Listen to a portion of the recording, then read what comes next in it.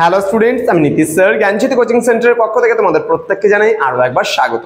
তো স্টুডেন্টস, আজকে আমি তোমাদের সঙ্গে আলোচনা করব এনইপি 4 ইয়ার আন্ডার গ্র্যাজুয়েট প্রোগ্রামের অধীনস্থ যে সমস্ত ছাত্রছাত্রীরা নর্থ বেঙ্গল ইউনিভার্সিটির আন্ডারে নর্থ বেঙ্গল নয়, বর্ধমান ইউনিভার্সিটির আন্ডারে বিভিন্ন কলেজগুলোতে পড়াশোনা করছো তাদের জন্য। কারণ নর্থ বেঙ্গলে ক্লাসগুলো বেশি হয় বলে তোমাদের সাথেও নর্থ বেঙ্গল বেরিয়ে যাচ্ছিল।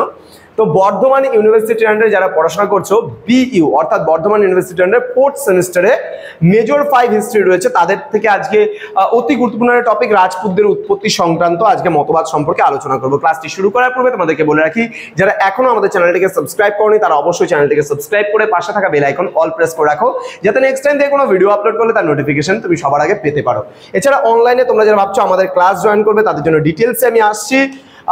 যে আমাদের পুরো প্যাকেজ রয়েছে যেটা বর্ধমান ইউনিভার্সিটির আন্ডারে, সেটা বলে দিচ্ছি তোমাদের।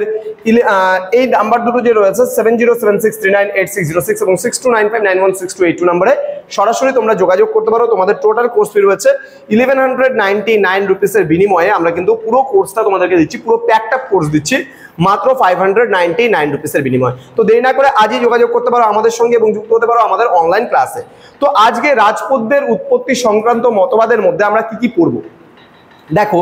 রাজপুতদের মতবাদ সংক্রান্ত যে কি করে উৎপত্তি হলো এই জাতিটার, তার জন্য মূলত 3টে মতবাদ আমরা এখানে পড়বো। প্রথম পয়েন্ট হচ্ছে অগ্নিকুল মতবাদ। যে এখানে কি বলছে যে ব্রাহ্মণ কবি ছিল চাঁদ বরদাই এবং চাঁদ বরদাই মনে করেন যে বশিষ্ঠ মুনি ছিল।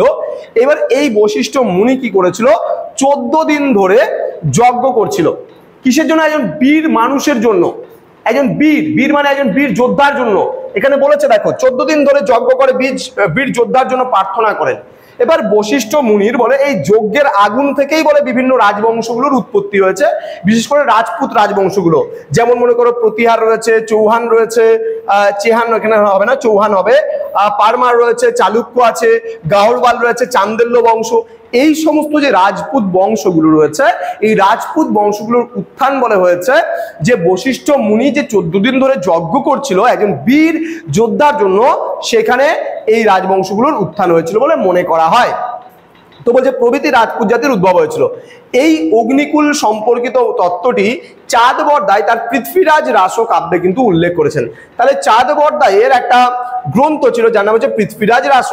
এই গ্রন্থের মধ্যে, এই কাব্যের মধ্যে কিন্তু তিনি উল্লেখ করেছেন এই ঘটনাটা। ঠিক আছে, চলে আসবো আমরা নেক্সট পয়েন্ট, যেটা হচ্ছে ভিনসেন্ট স্মিথ কি অভিমত দিয়েছেন সেটা একটু জেনে নেব।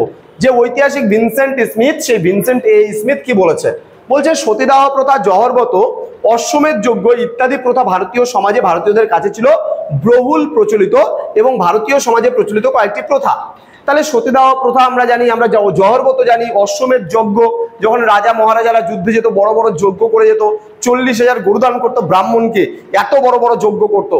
তাহলে এই যজ্ঞ থেকে কি বলছে যে ঐতিহাসিক ভিনসেন্ট স্মিথ রাজপুত জাতির আর্যকরণের ক্ষেত্রে উপরিউক্ত যুক্তিটি উপস্থাপিত করেছেন। বলছে আর্যরা যে সমস্ত সিস্টেমগুলো সোসাইটিতে ব্যবহার করতো, যে এরা রাজপুতরাও নাকি এই জিনিসগুলো ব্যবহার করত এবং সেই অর্থে এরা নাকি এই রাজপুতরা নাকি আর্য থেকেই এসছে বা আগত।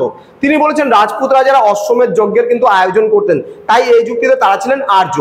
তাহলে কেউ বলেছেন যে আগুন থেকে, যজ্ঞের আগুন থেকে 14 দিন ধরে বশিষ্ঠ মুনি যজ্ঞ করেছিলেন, সেই আগুন থেকে রাজপুতদের উৎপত্তি। আবার ভিনসেন্ট স্মিথ কি বলছে যে আর্যকরণের ফলে এটা সৃষ্টি হয়েছে, যে আর্যরা যে সমস্ত জহরব্রত থেকে শুরু করে, সতীদাহ প্রথা থেকে শুরু করে আমরা আরো যে সমস্ত প্রথাগুলো, এখানে অশ্বমেধ যজ্ঞের কথা আমরা জানতে পারি। তাহলে সেই অশ্বমেধ যজ্ঞ যখন আর্য জাতিরা করতো, এখানে রাজপুত জাতিদেরও আমরা লক্ষ্য করি, তাহলে সেই অর্থে আমরা বলতেই পারি যে এরা আর্য ছিল। এবার ঐতিহাসিক বাণভট্ট কি বলেছেন সেটা একটু দেখে নেব। কি বলছে, হর্ষবর্ধনের সভাকবি ছিলেন বাণভট্ট। তিনি আবার মনে করেছেন যে উচ্চবংশীয় ক্ষত্রিয় সন্তানরাই রাজপুত নামে পরিচিত। বলছে রাজপুতদের মধ্যে যারা উচ্চবংশীয় রাজার সন্তান, তারাই নাকি, ক্ষত্রিয় বংশের সন্তানরাই নাকি রাজপুত নামে পরিচিত হয়। তিনি মনে করতেন রাজপুতরা ছিলেন সূর্য বা চন্দ্র বংশজাত বা সূর্য বা চান্ডেল্য বংশজাত বলে তারা মনে করত। তো এই ছিল রাজপুত জাতির উৎপত্তি। একদম ছোট প্রশ্নে তোমাদের এটা আসতে পারে আসলে।